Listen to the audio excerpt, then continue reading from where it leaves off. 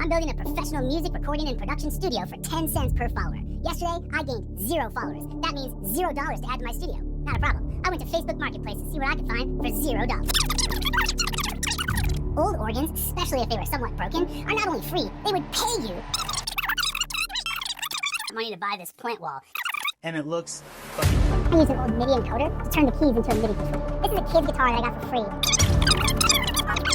Both have built-in speakers, bouncing the track back and forth and layering on top of it each time to make a full song. Alright, recording a hit song using nothing but garbage is a lot harder than I thought. I've been going through dumpsters. I found this cracked guitar.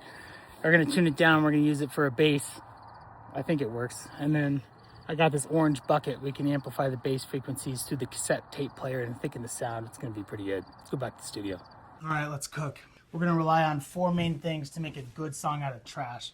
First, I spent the last of our studio cash to buy this 25-year-old Shure SM57 microphone and the adapter to plug it straight into our cassette player. This is a dynamic microphone, meaning it does not need external power, and I think it works. And I bought this old djembe. They say it's 30 years old, probably sat in the garage. Sounds great. 2, our track is going to sound good because of something called tape saturation. We get it built in. Normally it's digital these days, but it all comes from the effect of recording audio signal onto tape. It's a little bit of compression, distortion, and unstable warmth that we are going to like. Recording on instruments like this with a mic like this is going to sound pretty thin. We need to fatten the signal, boost the bass frequencies, and just make it sound better and thicker. We're going to do that by reamping the audio through a resonant chamber, the bucket. What that means is I'm going to play our track after we've made it from one side of the bucket and record it from the other side. And I'm going to do it again and again and again. That's going to do something called cumulative harmonic saturation. It's going to thicken the whole track and bring out the bass frequencies and give it more energy. And the last thing that we need to pull this off is a song so catchy that no one will mind that we made it with garbage.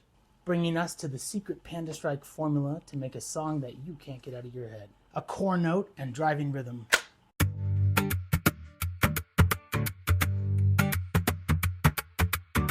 A layered counter melody that moves around the core note.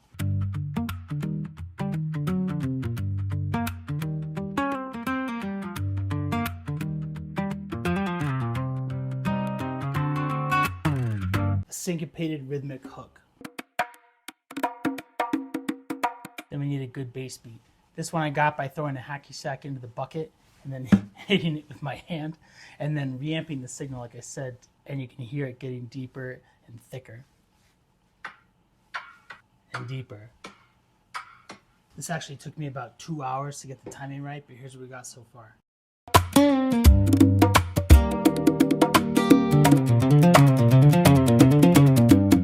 It needs more bass.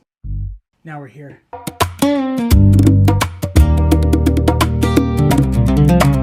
I'm going to add another layer of counter melody. I keep saying counter melody because the lead vocal is going to be the melody. The song needs more crunch, so I'm going to use the lowest, most distorted sound that this organ can make. Okay, we need lyrics. It's 4 o'clock in the morning. I've microwaved a Costco rotisserie chicken, and you can diagnose me in the comments. This will be kind of an inside joke for anyone watching the video, because I am going to put the song online, but I'm going to make a trash chorus, like barely say words, like boopy doop, boopy doopy doop, boop, but I'll do it in a cool way, so people just accept it. It'll sound good. They'll fall for it, I promise. And I'm going to call the song Cool Stuff, like me and the boys, we do cool stuff. I'm going to write lines about like if I could convince a group of my suburb dad friends to all go downtown and just run around like idiots.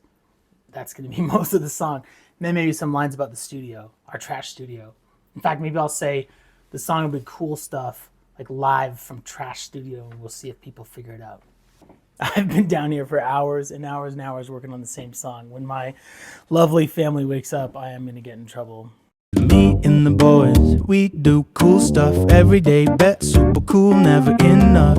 We did this and that and more stuff too. Look at all the super cool stuff we do.